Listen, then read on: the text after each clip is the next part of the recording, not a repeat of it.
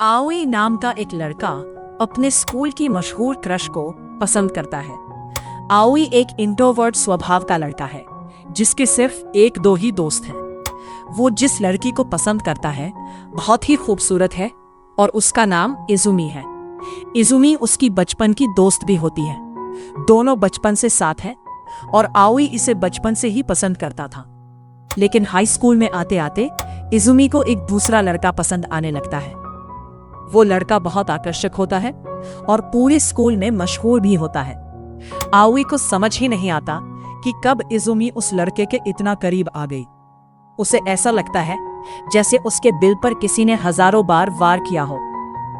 Izumi को पता था कि आओई उसे पसंद करता है, फिर भी वो उस दूसरे लड़के के साथ ही रहने लगती है। आओई सोचता है कि उसने बचपन से लेकर अब तक हमेशा उसका ख्याल रखा, उसे हर परेशानी से बचाया, उसे कभी किसी चीज की कमी नहीं होने दी। फिर भी वो ये सब कैसे भूल गई। एक दिन स्कूल में अचानक आग लग जाती है। इजुमी स्कूल के अंदर ही फंस जाती है। आओई उसे बचाने के लिए बिना सोचे समझे आग में कूद जाता है। अंदर जाकर वो देखता है कि इजुमी धुएं की वजह से बेहोश हो चुकी है। तभी उसके ऊपर एक खंभा गिर जाता है। किसी तरह वो खुद को खंभे के नीचे से निकालता है। इस दौरान उसकी पीठ बुरी तरह जल जाती है और खून भी बहने लगता है। उसकी पीठ पर एक गहरा निशान पड़ जाता है। फिर भी वो हिम्मत नहीं हारता और किसी तरह इजुमी को बाहर ले आता है। जैसे ही वो बाहर पहुंचता है, ज्यादा खून बह जाने और धुएं की वजह से वो बेहोश हो जाता है। बेहोश होने से पहले उसे अपने दोस्त की आवाज़ सुनाई देती है, इसे जल्दी अस्पताल ले जाओ, नहीं तो ये मर जाएगा। इसके बाद उसकी आंखों के सामने अंधेरा छा जाता है। वो 2-3 दिन तक अस्पताल में बेहोश रहता है। दूसरी तरफ इजुमी का बॉयफ्रेंड झूठ बोलता है कि उसने अपनी जान जोखिम में डालकर इजुमी को बचाया है। वो अपने हाथ के घाव दिखाकर सबको यकीन दिला देता है। असल में सच्चाई ये होती है कि वो पहले ही स्कूल से बाहर आ चुका था और रास्ते में उसे लोहे की पाइप लग गई थी। उसने इजुमी को वहीं मरने के लिए छोड़ दिया था। वो सबको ये भी कहता है कि आओई तो उसे बचाने आया ही नहीं, बल्कि वो अपने दोस्तों से कह रहा था कि जैसे ही इजुमी का बॉयफ्रेंड उसे बचाएगा, वो उसे झूठ साबित कर खुद हीरो बन जाएगा और इजुमी उसे पसंद करने लगेगी। इस तरह वो लड़का सबके सामने आओई के खिलाफ झूठी बातें फैलाता रहता है। 3 दिन तक आओई अस्पताल में रहता है, लेकिन उसके दोस्त के अलावा उसे देखने कोई नहीं आता। हाँ, कोई रोज उसके लिए फल और फूल रख जाता है, लेकिन कभी अंदर नहीं आता। आओई ने उसका चेहरा भी नहीं देखा होता। वो सोचता है कि शायद ये सब इजुमी ही भेज रही है। कुछ दिनों पर आओई अस्पताल से डिस्चार्ज हो जाता है। अगले दिन वो स्कूल की ड्रेस पहनकर स्कूल चला जाता है। स्कूल पहुंचते ही वो देखता है कि हर कोई उसे बुरी नज़र से देख रहा है और उसके बारे में गलत बातें कर रहा है। कोई इतना गिर कैसे सकता है? खुद क्रेडिट लेने के लिए ऐसा झूठ बोल रहा है। आओई को कुछ समझ नहीं आता। तभी उसका दोस्त उसे सारी सच्चाई बताता है कि इजुमी को बचाने का क्रेडिट उसके बॉयफ्रेंड ने ले लिया है और उल्टा आओई को ही गलत साबित कर दिया है। तभी इजुमी उसके सामने आ जाती है। आओई सच बताने की कोशिश करता है, लेकिन वो उसकी एक भी बात नहीं सुनती और पूरे क्लास के सामने उसे थप्पड़ मार देती है।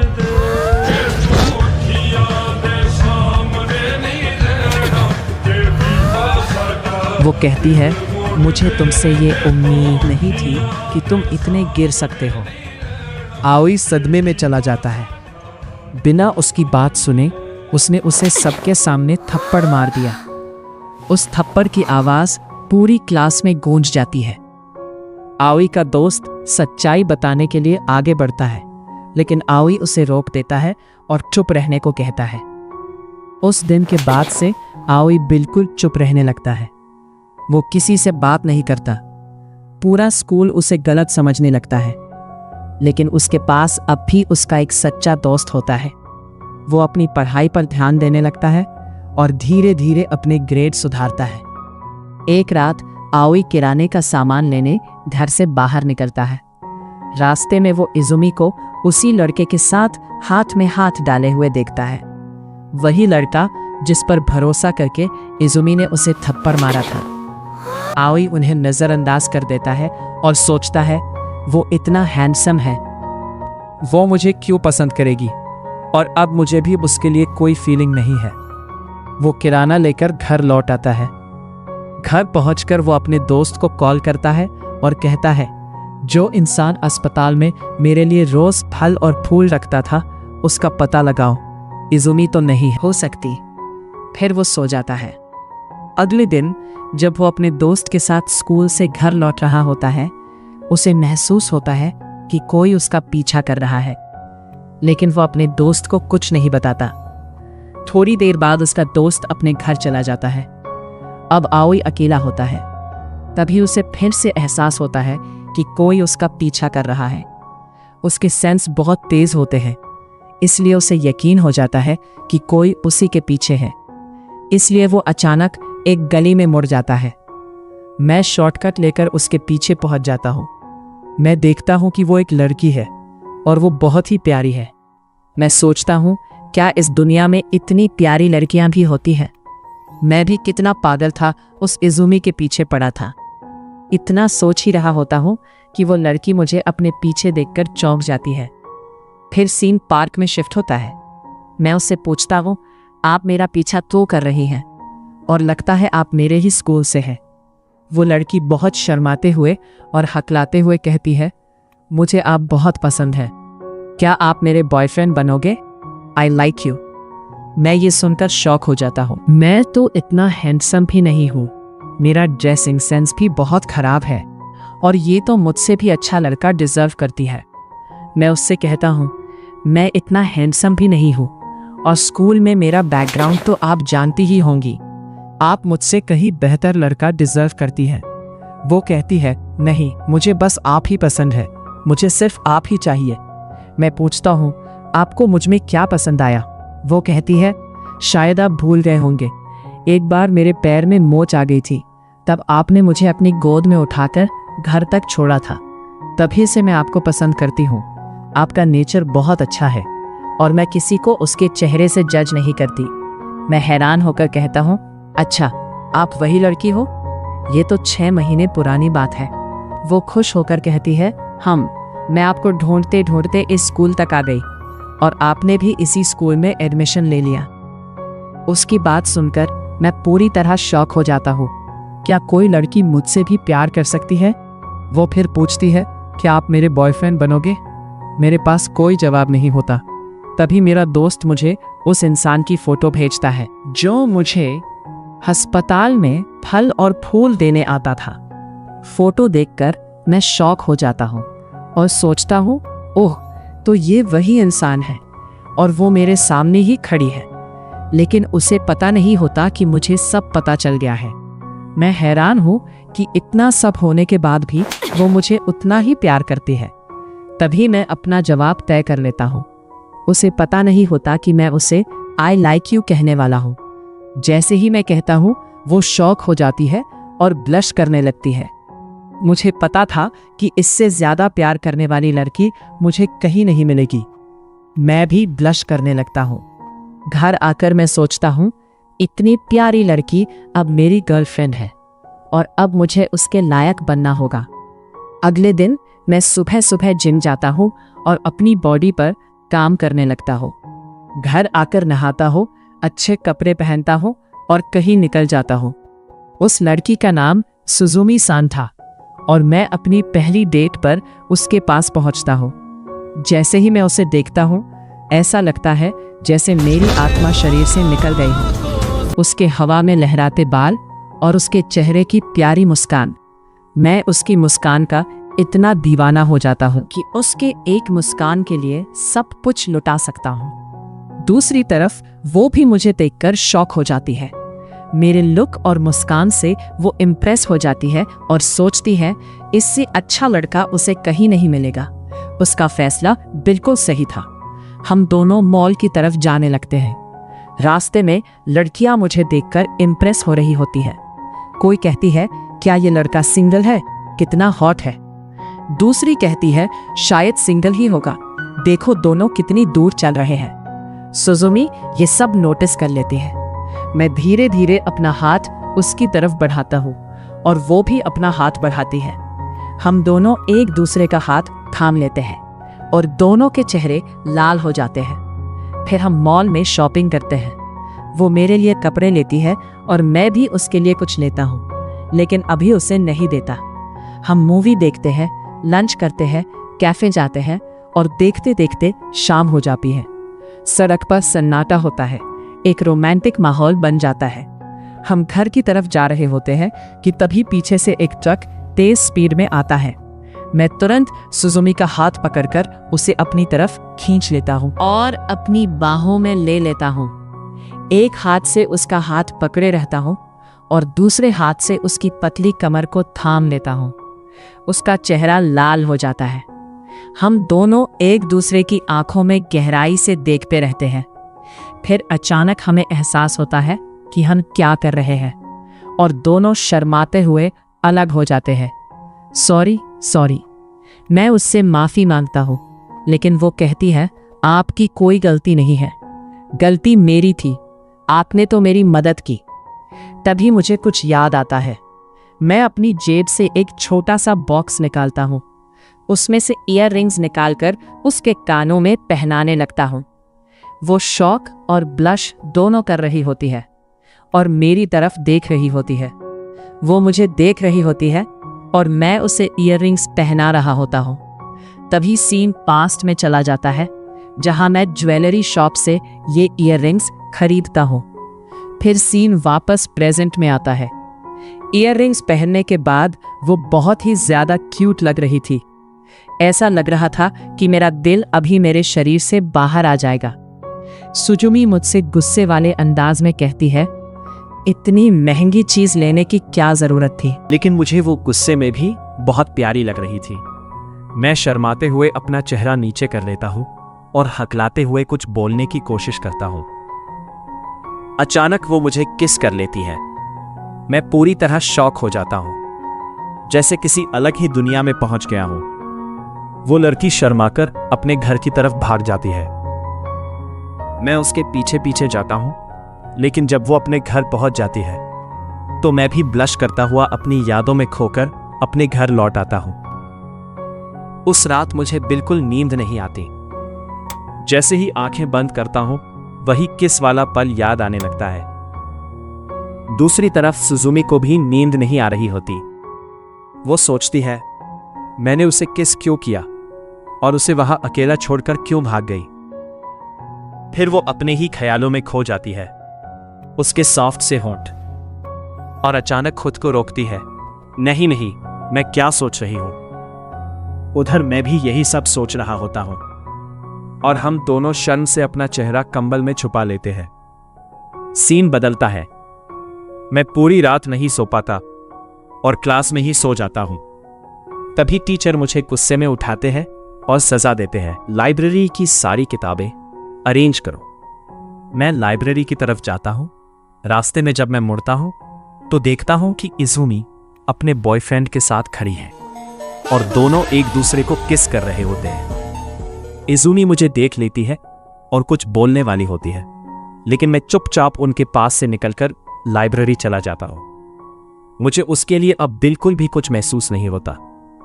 मेरी आंखों में कोई इमोशन न देखकर वो खुद शॉक हो जाती है। मैं लाइब्रेरी पहुंचता हूं और देखता हूं कि सुजुमी भी वहां किताबें अरेंज कर रही है। मैं समझ जाता हूं कि उसे भी वही सजा मिली है। मैं उसके पास जाकर मजाकिया अंदाज में कहता हूं, लगता है आप भी कल पूरी रात नहीं सोए, इसलिए क्लास में ही सो गई और फिर आपको भी सजा मिल गई। वो चौंक कर कहती है, आपको कैसे पता? फिर खुद ही समझ जाती है, रुको, इसका मतलब आपको भी सजा मिली है। हम दोनों शर्म से लाल हो जाते हैं और अपने अपने काम में लग जाते हैं। अचानक एक भारी सी मोटी किताब सुजुमी के ऊपर गिरने वाली होती है। मैं उसे बचाने के लिए आगे बढ़ता हूं, लेकिन उल्टा मैं ही उसके ऊपर गिर जाता हूं और किताब मेरे सिर पर लग जाती है। मैं वहीं बेहोश हो जाता हूं। थोड़ी देर बाद मेरी आंख खुलती है। मैं स्कूल के मेडिकल रूम में होता हूं। मेरे सामने सुजुमी बैठी होती है। मैं फिर से आंखें बंद कर लेता हूं। वो धीरे से कहती है, ये सब मेरी वजह से हुआ, और इमोशनल होकर मुझे किस कर देती है। फिर मेरे उठने से पहले ही मेरे लिए लंच लेने चली जाती है। मैं बेड पर लेटा हुआ शौक में सोचता हूं, ये क्या था, ये लड़की कितनी क्यूट है। मैं उसकी यादों में खोया होता हूं कि तभी वो मेरे लिए लंच लेकर आ जाती है। मैं आंखें खोलने का नाटक करता हूं।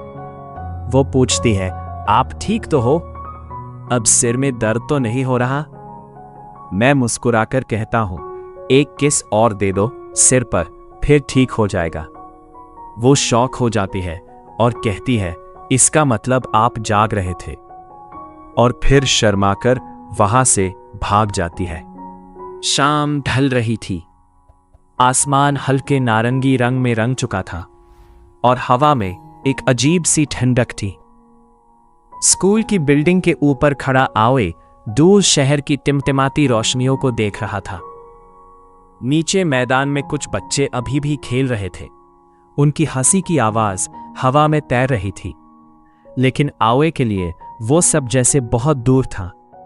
उसके हाथ जेब में थे और उसकी आंखें कहीं खोई हुई थी। कभी कभी इंसान भीड़ में रहकर भी अकेला होता है, उसने धीरे से खुद से कहा।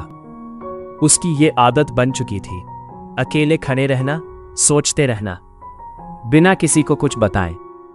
पीछे से कदमों की हल्की आहट आई। तुम फिर से यहां खड़े हो? आवे ने बिना मुड़े ही पहचान लिया, सुजुमी। सुजुमी धीरे धीरे उसके पास आकर खड़ी हो गई। उसने आसमान की तरफ देखा, फिर आवे की तरफ। तुम्हें पता है, हर दिन तुम्हें यहां अकेले खड़े देखना अब मेरी आदत बन गई है। आवे ने हल्का सा हंसने की कोशिश की, और मुझे लगता था कि कोई नोटिस ही नहीं करता। मैं करती हूं, सुजुमी ने तुरंत जवाब दिया। कुछ पल के लिए दोनों के बीच खामोशी छा गई, लेकिन वो खामोशी ऑकवर्ड नहीं थी, उसमें सुकून था। सुजुमी ने धीरे से पूछा, तुम अभी भी उसके बारे में सोचते हो? आवे की आंखें थोड़ी सी बदल गईं। उसने नजरें हटा ली। नहीं, उसने छोटा सा जवाब दिया, लेकिन सुजुमी समझ गई वो सच नहीं था। झूठ बोल रहे हो, उसने धीरे से कहा। आवे ने इस बार उसकी तरफ देखा। उसकी आंखों में हल्का सा दर्द था, लेकिन उसने मुस्कुराने की कोशिश की। अगर मैं कहूं कि नहीं सोचता, तो शायद एक दिन सच में नहीं सोचूंगा, उसने कहा। सुजुमी कुछ पल चुप रही, फिर बोली, और अगर कोई तुम्हें इतना हर्ट करे तो उसे भूलना इतना आसान नहीं होता। आवे ने गहरी सांस ली। भूलना नहीं है, बस खुद को रोकना है, उसने कहा। सुजुमी ने उसकी बात ध्यान से सुनी, फिर धीरे से उसके पास एक कदम और बढ़ी। तो फिर अगर मैं तुम्हारे साथ खड़ी रहूं, तो शायद तुम्हें खुद को रोकने में मदद मिले। आवे थोड़ी देर तक उसे देखता रहा।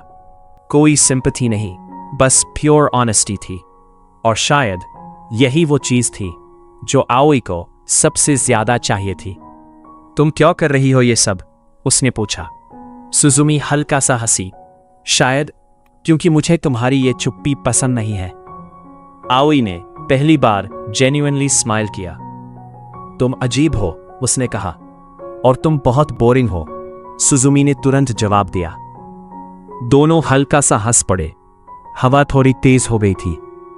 सुजुमी के बाल हवा में उड़ रहे थे। आवे कुछ पल उसे बस देखता रह गया। क्या हुआ? सुजुमी ने पूछा। कुछ नहीं, आवे ने तुरंत नजरें हटा ली, लेकिन उसके दिल की धड़कन थोड़ी तेज हो चुकी थी। अगले दिन क्लास में सब कुछ यूजुअल था। टीचर पढ़ा रहे थे, बच्चे बातें कर रहे थे, लेकिन आवे अपनी कॉपी में कुछ लिख रहा था।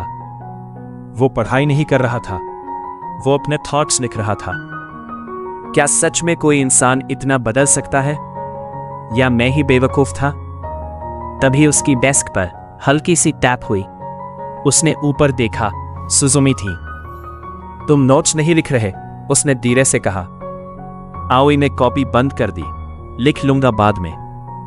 सुजुमी ने बिना कुछ बोले अपनी नोटबुक, ये लो, बाद में मत कहना कि फेल हो गए, उसने मुस्कुराते हुए कहा। आओई ने नोटबुक ली, लेकिन उसकी नजरें सुजुमी पर ही थीं। तुम हर बार हेल्प क्यों करती हो? उसने पूछा। सुजुमी ने कंधे उचकाए। शायद मुझे तुम्हें परेशान देखना अच्छा नहीं लगता। आओई कुछ बोल नहीं पाया। अब भी लंच ब्रेक में आओई अकेला बैठा था, जैसे हमेशा बैठता था, लेकिन आज सुजुमी उसके पास आकर बैठ गई। आज से तुम अकेले लंच नहीं करोगे, उसने कहा। आओई ने आईब्राउ उठाई। और ये रूल किसने बनाया? मैंने, सुजुमी ने कॉन्फिडेंटली कहा। और अगर मैं ना मानूं? आओई ने पूछा। सुजुमी ने उसकी तरफ देखा। तो मैं फिर भी यही बैठूंगी। आओई हंस पड़ा। तुम सीरियसली अजीब हो, उसने कहा।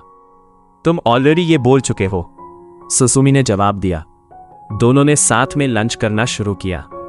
छोटा सा मोमेंट था, लेकिन आओई के लिए यह बहुत बड़ा चेंज था। उस दिन के बाद आओई की जिंदगी धीरे धीरे बदलने लगी। अब वो अकेला नहीं रहता था। अब कोई था जो उसे बुलाता था, जो उसकी बातों को सुनता था और जो उसकी खामोशी को भी समझता था।